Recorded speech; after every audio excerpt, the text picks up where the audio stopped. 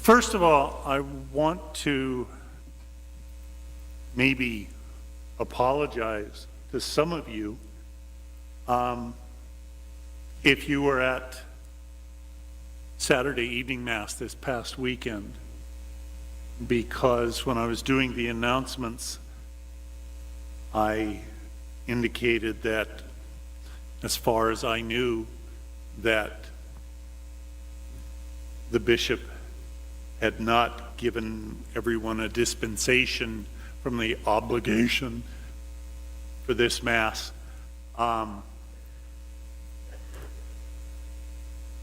Apparently, in some of the other parishes, they were announcing that the bishop had dispensed the obligation. I don't remember having read or been notified about anything like that. I checked with Father Len today.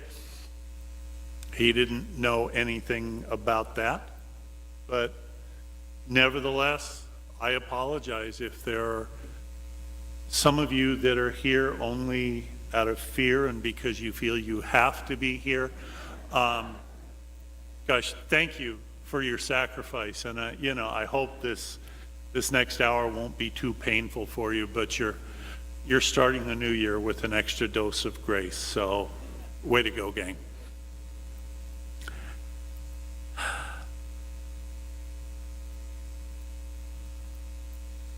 was thinking about the good old days, but in a very trite way.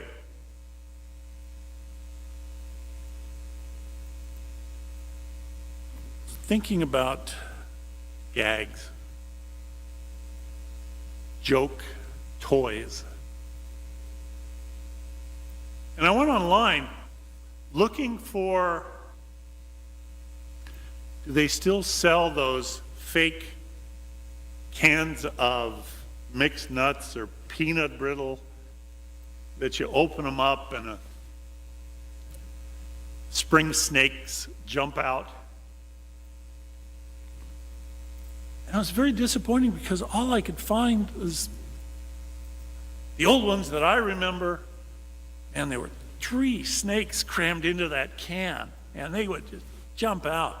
And I couldn't find anything that anybody's selling today that wasn't more than 1 snake instead of 3, or if it was 3, they were very cheap-looking, short little snakes rather than the big, long ones that shot out. The good old days. Why is he talking about that?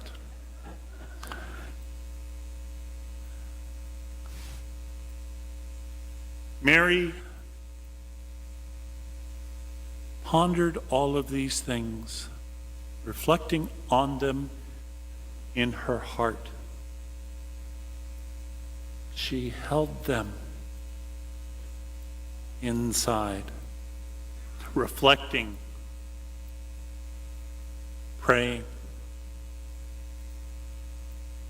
treasuring, trying to come to grips with it. I wish we would do more of that.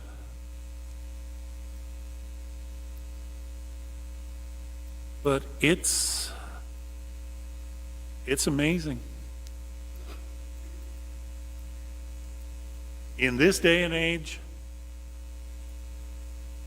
we get a thought, we have a criticism, we have some gossip.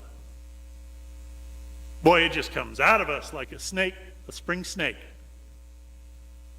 Comes jumping out. We don't even think about it.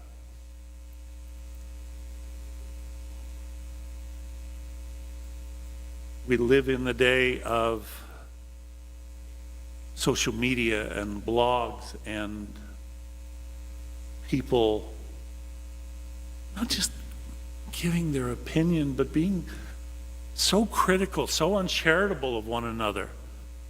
But it's instant reaction.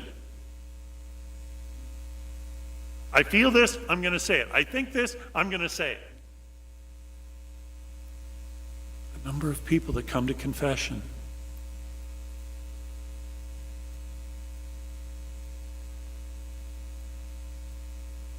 Mary held these things in her heart and reflected on them. Maybe 2019 can be the year that we remember to hold it in our heart.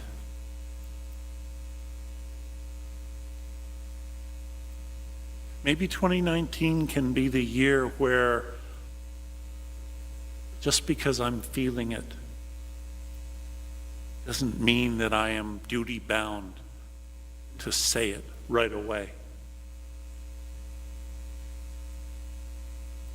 I don't need to fight so readily with my spouse.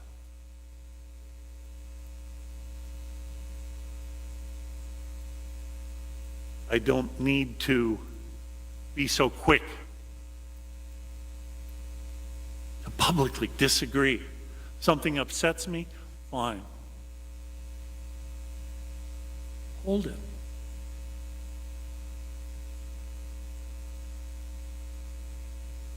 The old advice, something upsets you, wait 24 hours. Wait till the next day.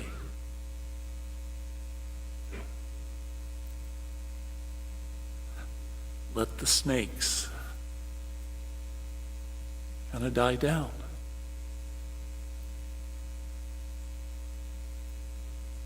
Maybe 2019 can be the year that we are aware that our mouths, our words, in so many ways have become very reckless. I have control over this silly thing. I don't have to let the words out. I can let myself calm down. And then decide, is this really worth me saying? To this person, is this the way that I really want to speak to them?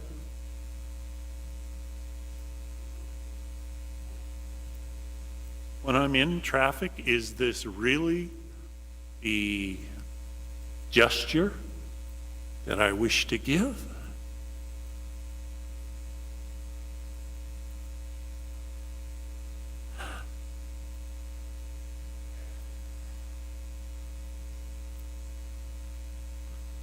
Treasure things in our hearts, and we will be more likely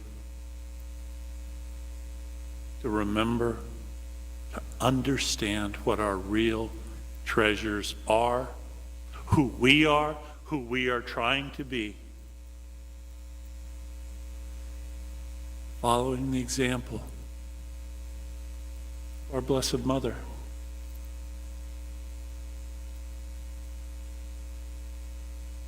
Maybe 2019 can be the year that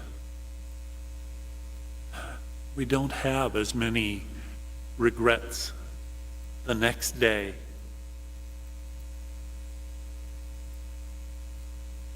Because we've taken time to think, to reflect, not just to react.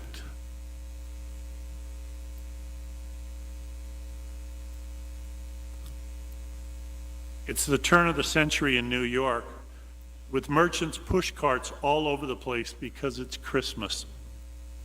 Moss Hart, the famous playwright, remembers, "We hurried on, our heads bent against the wind. Tugging at my father's coat, I started down the line of push carts. I would merely pause before a push cart to say, with as much control as I could muster, 'Look at that chemistry set,' or 'There's a stamp album,' or 'Look at the printing press.' Each time, my father would pause and ask the pushcart man the price. Then the look, the silence. Without a word, we would move on to the next push cart. Once or twice, my father would pick up a little toy of some kind and look at it, and then at me, as if to suggest that this might be something I might like. But I was 10 years old, and a good deal beyond just a toy. My heart was set on a chemistry set or a printing press. And there they were on every push cart we stopped at, but the price was always the same. And soon I looked up and saw we were nearing the end of the line. Only 2 or 3 push carts remained. My father looked up too, and I heard him jingle some coins in his pocket. In a flash, I knew it all. He'd gotten together about 75 cents to buy me a Christmas present, and he hadn't dare say so, in case there was nothing to be had for so small a sum, which indeed there wasn't. As I looked up at him, I saw a look of despair and disappointment in his eyes that brought me closer to him than I had ever been in my life. I wanted to throw my arms around him and say, "Dad, it doesn't matter. It doesn't matter. I understand. This is better than a chemistry set or a printing press. I love you."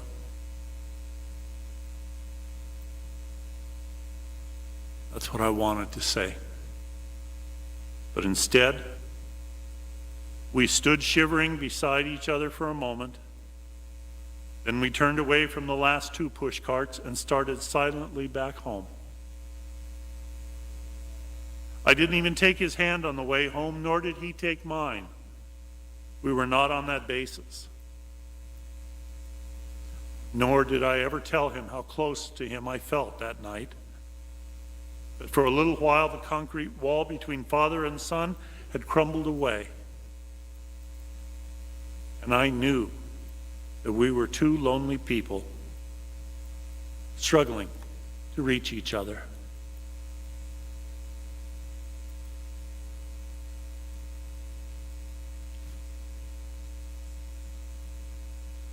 Mary kept these things, reflecting on them in her heart. May this year we remember to reflect, to treasure,